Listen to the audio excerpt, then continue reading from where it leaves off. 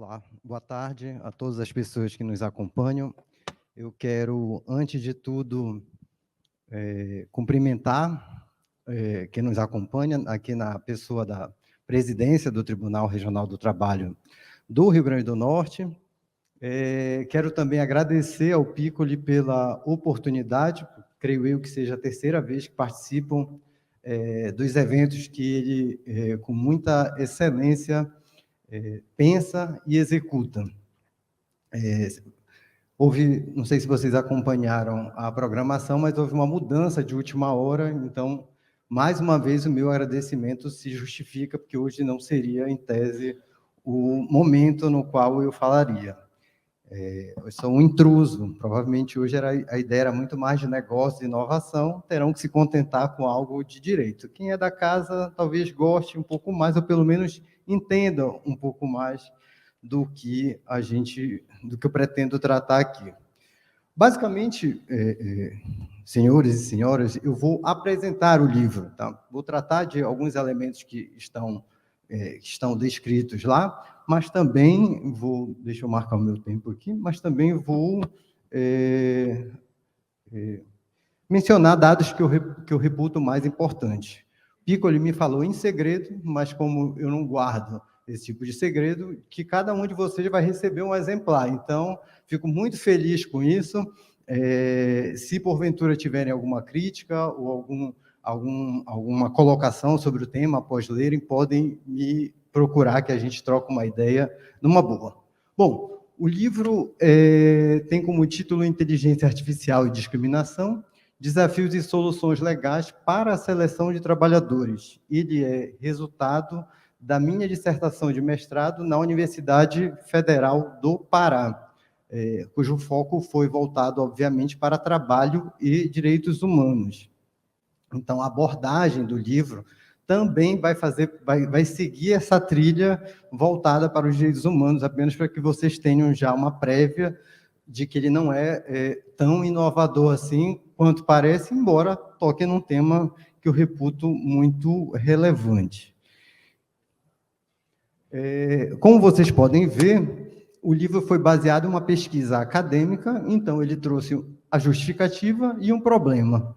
A justificativa básica dele está na revolução tecnológica que todos nós estamos vivendo, cujos dados dizem ser o novo petróleo, sobre inteligência artificial e seus algoritmos, e sobre, no meu campo de pesquisa, a triagem de trabalhadores e uma possível discriminação que possa surgir em decorrência do uso dessa ferramenta. E o problema que a pesquisa buscou responder foi qual seria a proteção jurídica do trabalhador que participa desta etapa por meio do uso desta ferramenta. Então, toda vez que eu mencionar trabalhador ou empregado, lembre que é aquela pessoa que está procurando uma ocupação. Pode ser empregado ou pode estar desempregado, porque o empregado também procura outras vagas enquanto está empregado. Então, o livro foi dividido em algumas seções, basicamente, além da introdução e das conclusões, essas 4 seções aqui que estão apresentadas para os senhores. A primeira delas é onde se trabalha exatamente o entendimento do que se está vivendo, mas, de certa forma, de como chegamos até aqui, a chamada quarta revolução industrial, ou quarta revolução, sociedade digital, sociedade de plataforma, capitalismo de vigilância, capitalismo de plataformas, como a robótica, como a ciência da computação está revolucionando a nossa realidade desde a hora que a gente acorda, durante o nosso dia, e inclusive quando os senhores dormem, que é o próximo passo de extrair mais dados do que vocês já fornecem. Quem usa Apple Watch ou relógio parecido, vai identificar lá que quando vocês verificam e acordam, vai ter uma medição do tempo que vocês dormem, da qualidade do sono de vocês. Isso já está sendo tratado, minerado e utilizado para informações que possam ser, obviamente, comercializadas, porque ninguém é bobo. Então, não pensem vocês que essas informações também não são importantes. Então, todos esses dados Todas essas questões que envolvem tecnologia, e aqui também tecnologia vai ser utilizada como uma expressão de IA, mas também como qualquer ferramenta tecnológica que possa nos trazer essa visão futurística ou essa visão disruptiva que estamos vivendo, ela também será utilizada aqui de uma maneira genérica. Então, a sociedade digital, seja a quarta revolução ou não, ela basicamente hoje está baseada em dados, na utilização desses dados e em plataformas. Essas plataformas utilizadas de maneira em que vários agentes, ou seja, a empresa que fornece o serviço, o consumidor que compra o serviço, o trabalhador que fornece o serviço, aquele que vende algo dentro dessa plataforma. Vejam como ela é multifuncional, uma plataforma que utiliza diversos elementos, trazendo essa realidade que não era muito comum até poucos anos, especialmente em decorrência desta evolução da ciência da computação, especialmente da inteligência artificial. Então, no livro, há um breve histórico sobre a inteligência artificial, obviamente, né? Tratando especialmente sobre o seu conceito. Se falou de IA, mas não se falou o que é IA. IA, basicamente, e aqui de uma forma, obviamente, muito resumida, é a ideia de que um sistema programado para tanto vai trazer soluções inteligentes. E aí, já tem a primeira questão, que não é tratada no livro, porque ela é mais filosófica. Será que ela seria, de fato, inteligente? Boa pergunta. É um caso a se pensar, não nesta obra aqui, porque ela não discute isso. Mas é uma discussão. Artificial, obviamente, porque ela não é natural, ela não é humana, mas ela procura reproduzir o raciocínio humano nas diversas áreas em que ela é trabalhada. Bem como muito se fala em algoritmo. Eu já devo ter lido isso em algum lugar, obviamente, essa ideia não é minha, mas eu costumo reproduzir o conceito ou a ideia de que algoritmo é como se fosse uma receita de bolo. Você vai juntar uns elementos para um determinado, o que eu quero? Fazer bolo. O que eu vou juntar? 2 ovos, tanto de trigo, tanto de chocolate, para quem gosta de chocolate, ou tanto de fruta. Eu vou utilizar essas combinações para chegar a um determinado resultado. E esses algoritmos, os que servem para IA, são algoritmos aprendizes, ou seja, já foi dito aqui, eles aprendem com a realidade na qual eles estão envolvidos e para a qual eles estão programados.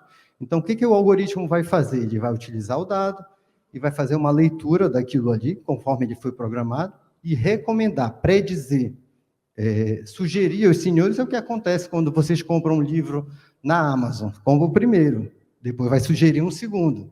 Quando assiste uma série na Netflix, assiste a primeira.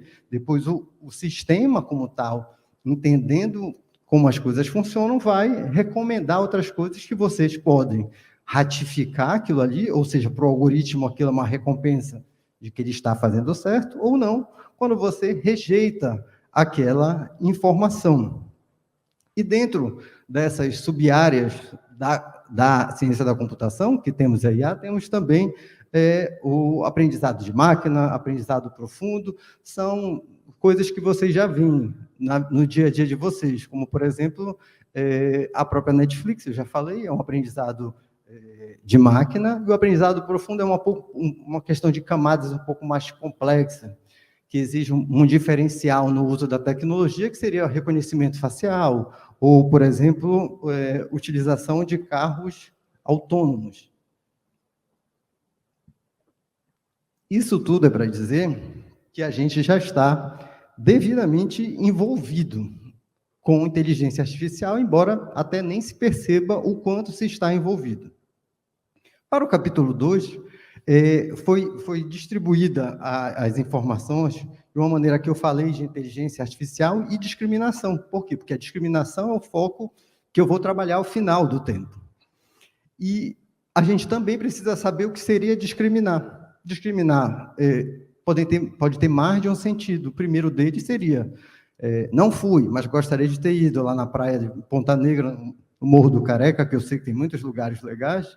Podia ter comido um camarão, que eu sei que aqui a gente nunca enjoa de camarão, tomado cerveja não, que também não sou de cerveja, mas sou do vinho, mas enfim, uma água que seja. E ao final, quando você solicita a nota para pagar a conta, o que vem na nota? A discriminação, a indicação do que você consumiu. Isso é uma discriminação. Qual é a discriminação que eu trato no livro?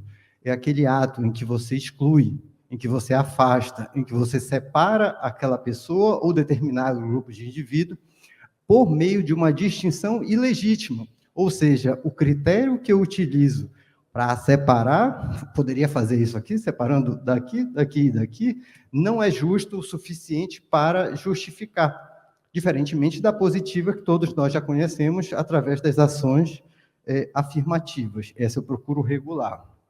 Então, diferentemente do preconceito, que é aquela ideia que a gente tem, mas não exterioriza, a discriminação é um ato concreto no qual eu causo um prejuízo ou uma desvantagem a alguém. E é essa aqui que eu vou tratar no livro. Especialmente, e voltaremos a falar dela, a discriminação algorítmica. O que é? É esse ato, por meio de distinção ilegítima, feita por algoritmos aprendizes de inteligência artificial, ou seja, o sistema, cada vez mais que ele processa informações, ele vai criando distinções que não são adequadas, são irregulares ou são ilegais. Quais são as preocupações? As vantagens eu vou dizer para vocês usando um exemplo muito fácil da gente perceber. A Creme, alguém já deve ter usado algum esparadrapo ou produto de saúde deles, por exemplo. Ela faz um programa, ela tem um programa de trainee que recebe aproximadamente cerca de 100 mil candidaturas para trainee.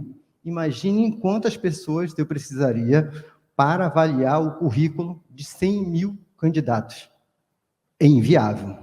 Então, nada mais justo do que uma ferramenta que faça isso numa velocidade. Quantos? 30 segundos, 1 minuto, não sei quanto tempo, mas é muito mais rápido que um humano.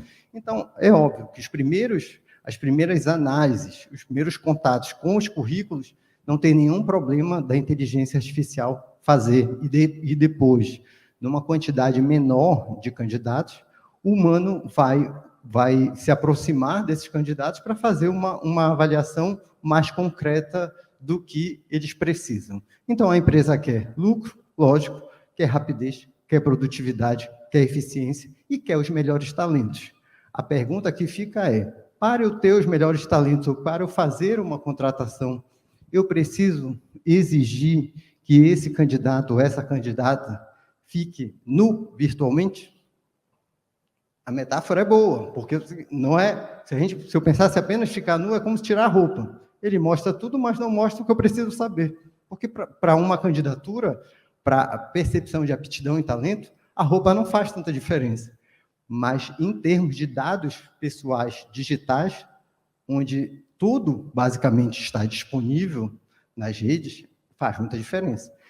Se eu preciso de alguém para determinada atividade, eu preciso saber se ele é casado, filiado a partido político, alto, baixo, gordo, magro, tem filhos, não tem filhos? Em regra, não. Obviamente, para algumas situações, sim. Organizações de tendência, aí tudo bem. Estou falando numa escola adventista, aí é uma situação. Clube de futebol, na minha terra, Remo e Paysandu. Então, ninguém vai querer contratar alguém do rival. Aí eu tenho um elemento que justifica esse ponto. Mas, no geral, eu não vou ter. E o problema não é esse. O problema é não só a necessidade ou não de ter, mas é a possibilidade. É igual criança, o doce está ali, o brinquedo está ali, não é para você ir, mas ele sabe que está lá, o que ele vai fazer? É o que as empresas, em regra, não vou dizer que fazem, mas têm à sua disposição esses dispositivos. Então, esse ponto da discriminação algorítmica é o que o livro trata como a percepção de que as empresas podem e devem utilizar a inteligência artificial na contratação, até porque não há lei que proíba, né? Ainda não temos nenhuma lei que regule sequer isso daí, mas elas devem ter, obviamente, alguns cuidados. E quais cuidados seriam esses? O que eu aponto no livro, quando eu coloco quais são os itens ou os elementos que as empresas devem observar. Obviamente, partindo do básico, igualdade ou isonomia. Se eu quero fazer uma contratação, eu tenho que garantir um mínimo ou um piso mínimo de isonomia que eu possa garantir que todos possam participar de maneira efetiva e adequada. Não estou dizendo aqui que não vou desconsiderar diferenças. As diferenças existem, como para todos nós, em determinados e muitos pontos. Elas devem ser um dos elementos para os quais eu vou considerar a contratação. Então, a igualdade já está lá, os senhores sabem melhor do que eu, a partir da Constituição e vários outros textos normativos internacionais, que ela é um elemento que deve ser observado para o uso da inteligência artificial na contratação. Outro ponto, privacidade. Não só a privacidade como aquela ideia de ficar só ou ter um momento íntimo, exclusivo, guardado do público e do particular, mas a privacidade dos dados pessoais, ou seja, os meus dados são meus. Eu sou o proprietário deles e, por conta disso, eu darei a destinação que eu julgo mais adequada. Como? Nos termos da lei. Hoje a LGPD já traz bons elementos para que possam ser utilizados, e a gente vai ver na sequência. Também já está positivado na nossa Constituição a garantia, né? Já está positivada a garantia da proteção desses dados. Quais são os outros dois elementos da inteligência artificial na contratação, que na verdade, seria uma moeda de duas faces? De um lado da moeda, eu vou ter a opacidade. Por quê? Alguém sabe como é que funciona uma inteligência artificial? A Uber, alguém sabe? Não. Alguém sabe como funciona a Netflix, o algoritmo? Não. Alguém sabe como funciona? A gente tem grandes empresas que disponibilizam a sua forma de contratar para outras empresas. Alguém sabe como funciona? Não. Embora eles digam lá, tecnicamente a gente não sabe. Eu não sei como consumidor ou como usuário, como é que isso funciona do início ao fim. Eu deveria saber. É o que chamam de black box, uma caixa preta que as empresas, ou várias delas, se protegem por meio da discussão de segredo industrial ou comercial. E, de outro lado, a gente tem a transparência e a explicabilidade. Por quê? Porque essas ferramentas, como elas tocam em direitos e interesses extremamente sensíveis, direitos fundamentais, inclusive, elas precisam ser transparentes. Eu preciso saber o motivo pelo qual, quais foram os elementos pelo qual não fui contratado, já que o meu currículo é o melhor.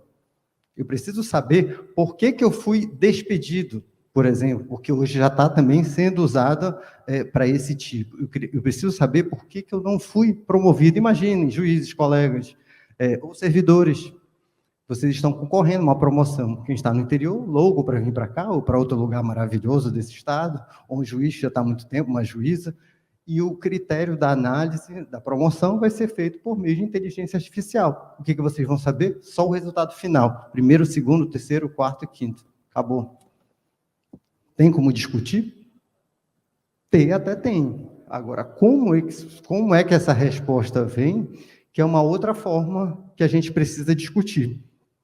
Então, de um lado, eu vou ter o poder do futuro empregador para contratar, né, já que ele tem essa liberdade, e, por outro lado, eu tenho limitações que a legislação nos traz para que essa contratação não seja tão absoluta, e sim que ela tenha parâmetros básicos. Já mencionei aqui os 4, igualdade, privacidade, a transparência, no caso, que seria o contrário da opacidade, e a explicabilidade, que está prevista lá no artigo 20, por exemplo, da LGPD, que garante um direito à revisão, agora não mais por um ano, embora isso também seja discutível. Mas esse poder diretivo desse empregador, desse futuro empregador ao contratar, também está limitado pela boa-fé objetiva, que antes da contratação prevê que ele tenha uma atitude de transparência, de lealdade, de honestidade, ou seja, eu vou contratar apenas utilizando as informações necessárias que sirvam para aptidão e talento, que seja daquela vaga específica.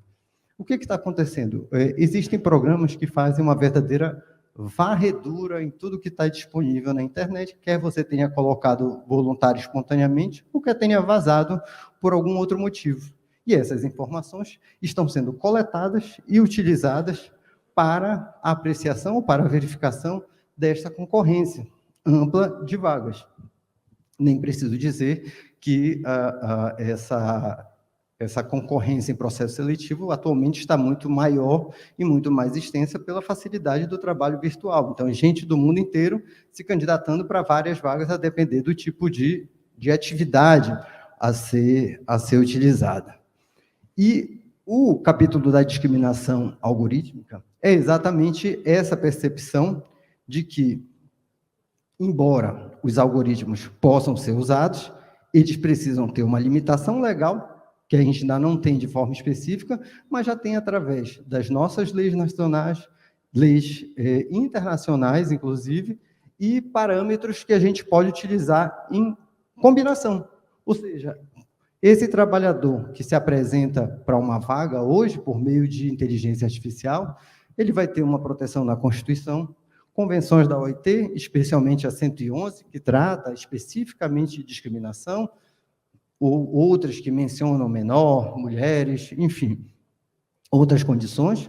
O Regulamento Geral de Proteção de Dados da União Europeia, que também está discutindo uma lei específica para o uso da inteligência artificial, Código Civil, que já mencionei aqui a questão da boa-fé objetiva, os direitos da personalidade, CLT, temos alguns dispositivos lá que também servem para que a gente utilize como ferramenta legislativa para impor essa proteção. Leis esparsas nós temos várias. Começamos pela LGPD, Estatuto da Igualdade Racial, Estatuto do Idoso, Estatuto da Pessoa com Deficiência. Pode sentar aqui que tem muita coisa. Então, será que existe a necessidade de uma lei específica? Existe, porque o mercado não funciona desse jeito, infelizmente. Mas em todos esses dispositivos, esses diplomas normativos, nós temos, sim, menção ao combate à discriminação, que é o tema para o qual o livro trabalha. Então, a gente já tem um ferramental que, embora não seja o ideal, talvez já seja o suficiente. Mas, se vocês não estiverem satisfeitos, onde que a gente foi atrás? Nos nossos amigos portugueses. Eles estão um pouco à frente de nós, nesse ponto. Eles já possuem, pelo menos, duas ou três dispositivos que já trabalham essa proteção. Por exemplo, teve o livro verde, que são proposições políticas de como o país, Portugal, deve combinar para combater o uso indiscriminado da inteligência artificial. Temos a Carta de Direitos Humanos da Era Digital também. Portugal também tem um Decreto-Lei 260 de 2009, que prevê que o empregado, aquele trabalhador, quando for participar do processo, ele precisa ter informação por escrita de tudo que vai acontecer. Ou seja, quantas vagas são, para o que são, o que é que vai ser perguntado. Posso deixar de responder uma pergunta? Uma pergunta interessante. Porque, à medida que você deixa de responder, você pode automaticamente seguir para a porta da rua. Você não serve mais. E lá também tem uma discussão muito boa sobre se você pode mentir nesta entrevista para proteger direitos fundamentais. Olha que interessante. Aqui não, mentiu no currículo é justa causa, dificilmente reveste. Mas essa perspectiva é diferente. Então, o próprio Código de Trabalho Português foi alterado também ano passado para combater discriminação com base no uso de inteligência artificial, ou seja, China, Índia, Europa, Estados Unidos, Nova Zelândia criou uma carta de algoritmo. Os países estão discutindo como esta ferramenta está sendo aplicada em diversos ramos, mas especialmente no ramo laboral, que é o nosso objeto, porque as perspectivas não são muito positivas. Quanto mais se tem poder tecnológico, maior a assimetria de poder. Maior essa distância de que o futuro empregador vai ter contra esse empregado que está no estado de hipervulnerabilidade, não vulnerabilidade.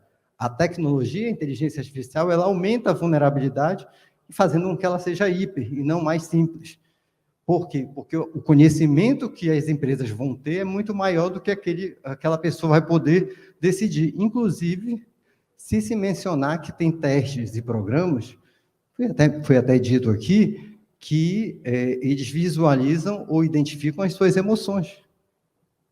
você pergunta, de acordo com o tempo que você demora, a leitura do programa vai gerar uma resposta, e ela vai lhe encaminhar para um enquadramento diferente. Então, tudo isso o trabalhador não sabe, ele não tem o conhecimento e ele também não pode se defender disso. Por isso que eu trouxe algumas soluções, não é um caminho final, mas é algo que pode ser discutido e aprimorado, especialmente porque a gente não tem uma lei específica, com base tanto na LGPD e com base no projeto de lei 2338 de 2023, que está em análise, embora já até tenham outros, mas creio eu que esse apura melhor a situação. E o que eu concluí e que está no livro? Que quando o empregador pretenda contratar, ele pode utilizar dois eixos, um eixo humano e um eixo da máquina, do modelo, do sistema. E para esse eixo humano, com base na LGPD, o que ele vai fazer? Ele vai observar os princípios da LGPD. Qual é o princípio? 2 princípios básicos, são vários que tem lá, inclusive não discriminação de novo. 2 básicos, necessidade. Eu preciso dessa informação para contratar? Não, então eu vou descartá-la. Finalidade, eu preciso dessa informação para este ato inicial da contratação. Durante a execução do contrato de trabalho, eu preciso tê-la? Não, então não usarei mais. Basicamente, só 2 já é o suficiente, mas tem vários outros lá. Obviamente que algumas informações são necessárias. Como que ele vai contratar se ele não tiver determinada informação? Então, para esses atos prévios ligados à contratação, nenhum problema. Consentimento. Consentimento, será que seria válido? Será que seria pertinente eu dizer que o trabalhador que está precisando de um emprego concede um consentimento legítimo diante da inteligência artificial? Já tem pesquisa entendendo que não, tá? Que esse consentimento ele é inválido. Porque a assimetria de poder é enorme, o trabalhador está procurando emprego numa condição de necessidade, então isso não seria uma condição válida em regra. Pode ser avaliado de outra maneira, obviamente. Legítimo interesse, ou seja, para que serve aquela informação? Os direitos do titular, que também na LGPD tem um monte de coisa. E o que a gente espera de uma empresa que vai fazer o uso da inteligência artificial? Que ela tenha programa de compliance quanto a esse uso, governança, boas práticas, diálogo social. O que seria isso? Diálogo com o MPT, diálogo com os sindicatos para saber como ele pode usar essa ferramenta. E quanto ao modelo em si, ele vai escolher um modelo que seja voltado com privacy by default e by design. Qual é a ideia? É de que o modelo, desde a concepção, garanta a privacidade para a qual ele vai ser utilizado.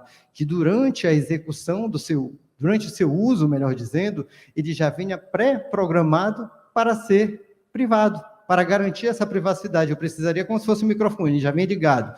Eu quero tirar um pouco de privacidade, eu desligo o microfone. Eu vou suspender um pouco da privacidade que eu preciso garantir. A base de dados tem que ser diversa. Olhando para essa plateia aqui, a gente tem várias pessoas diferentes. Imagine se eu pegar 5 critérios para escolher alguém para ganhar algo. Muita gente vai ser injustiçada. Melhorias constantes, ou seja, eu aplico, verifico se está tudo certo. Eu aplico e verifico se tem algum desvio. Eu aplico e faço uma auditoria. Eu vou logo para o final, porque a auditoria é interessante. Inclusive, a auditoria ela é mencionada numa lei de Nova York do ano passado. Para quem quiser usar, o que eu vou fazer com o meu modelo? Eu abro uma auditoria privada, pego esses dados e torno público. Aqui eu demonstro que o meu sistema está ok e disponibilizo essas informações para garantir que eu estou de boa fé e que eu estou utilizando a ferramenta como deve ser.